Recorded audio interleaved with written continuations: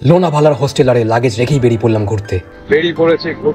অটোতে করে Lonavala site seeing করবো, কয়েকটা পয়েন্ট দেখবো, জার্নি স্টার্ট করলাম। আজকে একটু দেরি হয়ে গেছে যে লাঞ্চ করি, লাঞ্চ রাতটায় কোথাও করবো।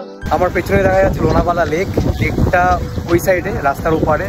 ওই সাইডে যাওয়া যায় না কারণ ব্যারিকেড দেওয়া, ওখানে লোকজন সুইসাইড করে, এখানে সুইসাইডে গেছে। না, আমার কোনো প্ল্যান নেই সুইসাইড করার, বরং ভাবছি লেকের এদিকে জল নেই কেন। জলের সন্ধান পেলাম আরেকটু এগিয়ে, এখানে রাস্তার জলে ডুবে আছে প্রায় 1 হাঁটু জল। ভাগ্যিস হাফ প্যান্ট ছিল, নাহলে সব ভিজে যেত। বসি ড্যাম যাচ্ছি, এখানে এতটা জল পেরিয়ে যেতে হচ্ছে, পুরো ডুবন্ত রাস্তা, এক্সাইটিং ব্যাপার। বাচ্চা থেকে বুড়ো সবাই দেখি জলের প্রাণী হয়ে গেছে। দূরে পাহাড়, কিন্তু ভুসি ড্যাম কোথায়? সামনে লোকটিও মনে হয় খুঁজে পাইনি। অবশেষে পৌঁছলাম দীঘার সমুদ্র সৈকতে। এত ভিড় আর জল দেখলে দীঘা বাদে অন্য কিছু মনে হয় না। প্রচুর মানুষ, জল দেখি পাগল হয়ে গেছে। আমি একটু পায়ের কাদা ধুয়ে নিলাম।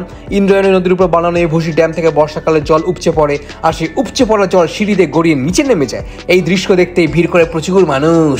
প্রাকৃতিক স্নানের জায়গা পেয়েই সবাই স্নান সেরে নিচ্ছিল।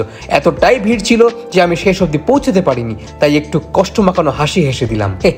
এখানে সবচেয়ে জনপ্রিয় খাবার হলো ভুট্টা বা কর্ন। প্রায় সব জায়গাতেই পাওয়া যায় বিভিন্ন কর্নের বানানো খাবার। এই কর্ন কিন্তু মহাভারতের কর্ন নয়। চলে দাঁড়িয়ে চললো কর্ন সেবন। গরম গরম কর্ন, বেশ ভালো লাগছে। পাটাও ভিজছে, জল আসছে, দারুণ একটা পরিবেশ। কিন্তু লোকজন খুব বেশি, জলের থেকে লোক বেশি। সাবস্ক্রাইব করো দা সিরিয়াল চ্যানেলে। আসলা ভিস্তা, চাও।